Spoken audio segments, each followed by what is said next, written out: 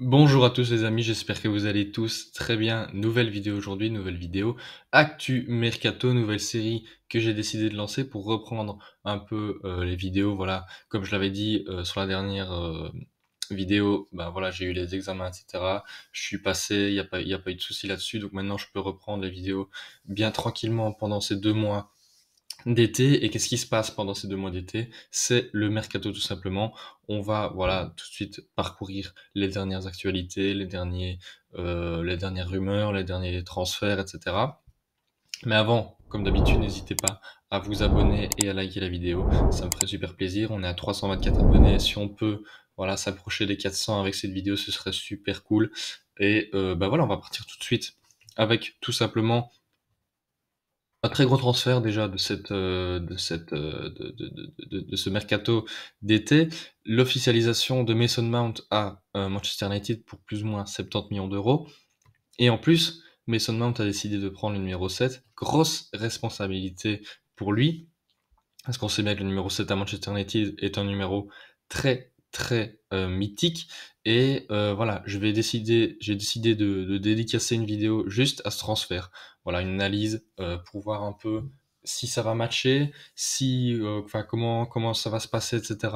Au vu de sa forme, au vu de ses derniers mois, ses blessures, etc. Donc on aura une vidéo dédicacée Mason Mount à Manchester United, analyse est-ce que c'est un bon choix? Mais c'est pas pour maintenant, ce sera pour une prochaine.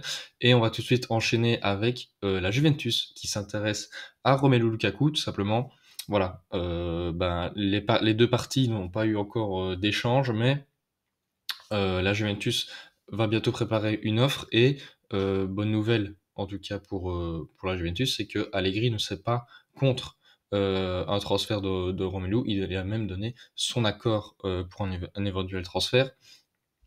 Et oui, avant toute chose, je tiens à remercier, voilà, comme vous voyez, enfin, je vais chercher mes sources sur le Twitter de ActuFoot et aussi par après Fabrizio Romano, voilà, maintenant vous connaissez, je suppose. Mais voilà, je tiens à les remercier. Les deux liens de ces deux Twitter sont en description. Donc voilà, zéro problème là-dessus. Et donc voilà, on va passer au prochain transfert. Donc voilà, peut-être un autre club italien pour Romelu Lukaku, parce que de toute manière Chelsea ne veut plus de lui et l'Inter non plus. Donc forcément il faut qu'il se trouve un nouveau club et la Juventus serait peut-être une porte de sortie pour lui. Maintenant on part sur un transfert Here we go by Fabrizio Romano. Bah voilà la conclusion.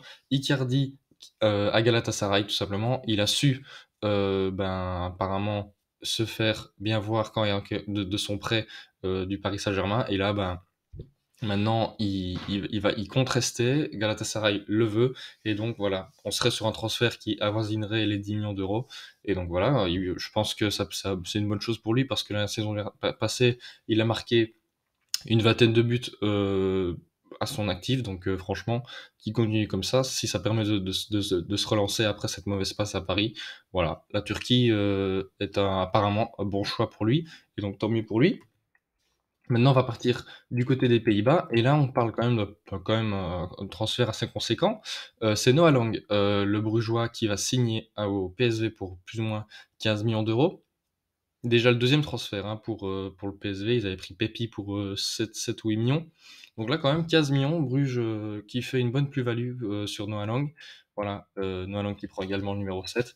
Un super bon joueur, hein, moi qui suis belge, donc je suis de temps en temps les matchs en Belgique. Et Noah Lang, franchement, c'est un super beau joueur, un caractère qui est parfois un peu douteux, mais quand il joue au foot et qu'il est bien dans sa tête, ça donne un super bon joueur. On a pu le voir d'ailleurs en Ligue des Champions contre Paris il y a 2 saisons. Mais voilà, franchement, je pense que c'est quand même une bonne opération s'il arrive à bien s'intégrer dans cette belle équipe du PSV qui mélange jeunesse et expérience. Donc franchement, ça peut très bien marcher. Donc voilà, un bon transfert pour 15 millions du côté des Brugeois. Et puis maintenant, voilà, on parle d'officialisation. Le PSG, voilà, qui continue hein, après Asensio, après Ugarte, après Skriniar. Kang In Lee, le Sud-Coréen provenant de Majorque, qui va s'engager jusqu'en 2028 avec le Paris Saint-Germain. Voilà, montant du transfert, c'est 20 millions, voilà, plus ou moins. Et puis, en plus, Lucas Hernandez, présenté hier, qui signe au PSG également 47 millions d'euros. Voilà, franchement, le PSG, pour le moment, ils font beaucoup de transferts. Il y a pas beaucoup, de départs, hormis Icardi là qu'on vient de voir. Donc je pense qu'il va falloir quand même un peu dégager des joueurs pour baisser la masse salariale parce que là, quand même 6 nouveaux joueurs avec quand même des gros salaires. Il me semble que Lucas Hernandez, c'est plus ou moins 10 millions d'euros par an. Donc voilà, il va falloir qu'il libère de la place parce que voilà, comme j'ai dit, déjà 5 nouvelles arrivées et je pense que c'est pas fini. Ça parle de Bernardo Silva, ça parle de d'Osimhen, ça parle de Kane, etc. Je pense pas que ce soit leur dernière recrue. Et voilà, comme par exemple, comme ActuFoot le dit, n'hésitez pas par exemple à me dire dans les commentaires la note que vous donneriez pour le moment au mercato du Paris Saint-Germain. Moi, pour le moment, au vu des arrivées, etc., Skriniar, c'est un super bon défenseur quand il n'est pas blessé. Là, on sait bien qu'il va revenir bientôt. Donc, voilà, c'est quand même un très bon transfert. Asensio, dans la rotation, etc., c'est pas mal, mais pas en titulaire. Ugarte, 60 millions, c'est un très bon joueur provenant du Sporting, un très bon milieu défensif qui bosse, etc. Donc ça c'est bien. Kang In Lee, c'est un pari sur l'avenir, hein, 22 millions provenant de Mallorca. On a déjà vu pas mal de belles choses de lui, que ce soit en sélection ou même voilà, du côté de la Liga Santander. Et puis Lucas Hernandez, on sait très bien que c'est un très bon défenseur. Voilà, on l'a déjà vu avec la France, le Bayern, l'Atlético.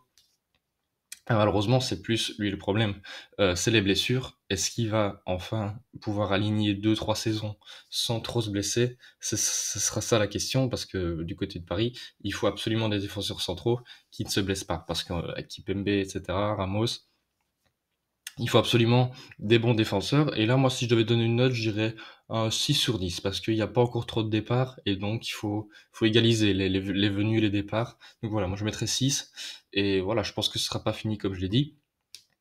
Maintenant, on part du côté de l'Espagne avec voilà l'officialisation, enfin quasiment officialisation, mais voilà, Victor Roque, le petit crack brésilien, qui va signer au Barça et ça va leur revenir pour plus ou moins 74 millions d'euros. C'est quand même un certain prix pour un jeune garçon de 18 ans. Voilà, montant du transfert c'est 40 millions, 21 millions de bonus et 13 millions de taxes frais, voilà parce que c'est au Brésil, etc.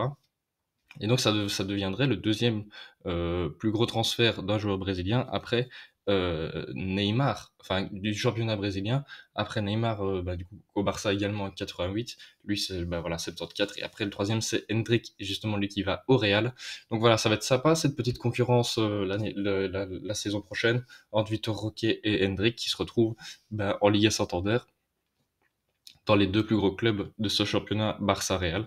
Ça peut être pas mal, ça peut être sympa, ces deux petits cracks brésiliens. Maintenant, à voir comment ils vont se développer dans ces deux gros clubs, parce qu'on sait bien que les gros clubs, il faut vite s'intégrer, parce que sinon, on fait les banquettes, et c'est jamais bon quand t'es un jeune joueur de faire banquette, parce que tout simplement, il faut jouer, voilà, quand t'es jeune, t'es frais, il faut jouer. Ensuite, le Bayern a soumis deux offres. Une première la semaine passée de 70 millions refusés par Daniel Levy, le président de Tottenham. Et là donc, le Bayern a transmis une deuxième 80 millions plus des bonus pour Harry Kane, en sachant que l'Anglais, lui, veut rejoindre le Bayern. Franchement, je pense que c'est une super bonne destination s'il veut gagner des titres. On pensait très vite que ça allait être Manchester United, sa prochaine destination. Mais finalement, il opterait plus pour le Bayern, ça se comprend. Voilà, comme j'ai dit, sous le Bayern, c'est souvent un, voire deux titres minimum par saison. Donc s'il en veut, il faut qu'il aille dans un club comme ça qui roule sur son championnat. Et le Bayern est un club comme ça. Donc voilà, maintenant à voir si le président voudra le lâcher ou s'il va forcer pour le faire signer un contrat, ou alors il partira libre la saison prochaine, c'est possible. Mais voilà, tout dépend de la direction de Tottenham. Mais voilà, les deux parties, en tout cas le Bayern et Harry Kane, eux, sont en accord. Maintenant, il ne reste plus que la direction. Et on retourne du côté de Manchester United avec, vous avez dû le voir sûrement, De Gea donc, qui annonce qu'il quitte Manchester United après 12 ans passés au club, une véritable légende de ce club. Voilà. Et voilà, ça annonce qu'il faut absolument un autre gardien, un numéro un. Et Manchester United s'alignerait plus sur André Onana. Les deux parties seraient en accord. Ils aimeraient bien fixer le transfert pour la semaine prochaine parce qu'après ils partent en pré-saison aux USA. Donc franchement, Ten Hag aimerait que le transfert se finisse assez rapidement pour pouvoir ben voilà, partir en pré-saison avec lui. Les deux parties, comme j'ai dit, sont positifs, ça avance bien, etc. Et ça avoisinerait les 60 millions d'euros. Voilà, il me semble que c'est 55 plus 5 millions de bonus. L'Inter est relativement d'accord, mais maintenant faut voir, voilà, un peu comme ça. Et puis voilà, bah, je pense que c'est une bonne upgrade pour Onana. Après cette finale de Ligue des Champions avec l'Inter, il s'est très bien mis en valeur. N'empêche, c'est quand même assez fou parce qu'il y a un an, il était banni du football pour dopage. Et là, bah, il a su rebondir assez rapidement. Et voilà, s'il signe à Manchester United, c'est quand même très fort en 2 ans sa progression. Donc franchement, voilà. Et puis on va terminer avec le deuxième club de Manchester, Manchester City. Leipzig demanderait 100 millions au minimum à Manchester City pour Josko Gvardiol, le défenseur croate. Et ça m'étonne pas, parce que Leipzig, ils savent que Manchester City sont dessus. Manchester City, ils ont beaucoup d'argent, ils ont besoin, enfin entre guillemets, ils ont besoin de jeunes défenseurs pour voilà, pour viser l'avenir. Et ben Gvardiol, c'est un super bon défenseur. Et bon, il les vaut pas les 100 millions, hein, on va pas se mentir. Intrinsèquement, il les vaut pas, mais dans ce nouveau marché, 100 millions, voilà, quand on voit qu'il s'est mis en vue comme ça à la Coupe du Monde, etc., même en Ligue des Champions, franchement, il a été excellent. Ce jeune défenseur croate est vraiment très prometteur. Et en plus, il y aurait peut-être un petit lien avec Kovacic qui a signé précédemment à Manchester City. Donc voilà, je pense que ça va se faire. Après 100 millions, ça me paraît quand même beaucoup. Je pense que ça tournerait plus sur les 85, 90, mais pas 100. C'est quand même énorme. Mais voilà, je pense que ce sera fait et une très bonne recrue pour Manchester City qui se renforce encore une fois. C'est plus ou moins sur toutes les lignes, sur tous les tableaux. Donc franchement, très fort au niveau du recrutement Manchester City encore une fois. Et puis bah voilà les amis, on a fait un peu le tour de ces 2 3 derniers jours. J'espère que vous avez apprécié la vidéo. Donc comme au début de vidéo, n'hésitez pas à vous abonner, à liker, à activer la cloche si c'est pas déjà fait. Et puis dites-moi en commentaire, hein, qu'est-ce que vous en pensez de chaque transfert. Vous, quel serait le transfert idéal pour votre club préféré? Voilà, n'hésitez pas. Comme je l'ai dit, on fera plusieurs séries de vidéos parce que voilà, le mercato ça va très vite et donc il faut absolument suivre tout le temps parce que ça va très très vite. Donc je pense que ces vidéos, je pense que tous les 2 3 jours, je les sortirai parce que voilà, comme ça laisse le temps un peu de faire de l'actu et comme ça on a un peu plus de matière pour les prochaines vidéos. Et donc voilà, j'espère que vous aurez apprécié. N'hésitez pas à vous abonner, à liker. Je vous dis à très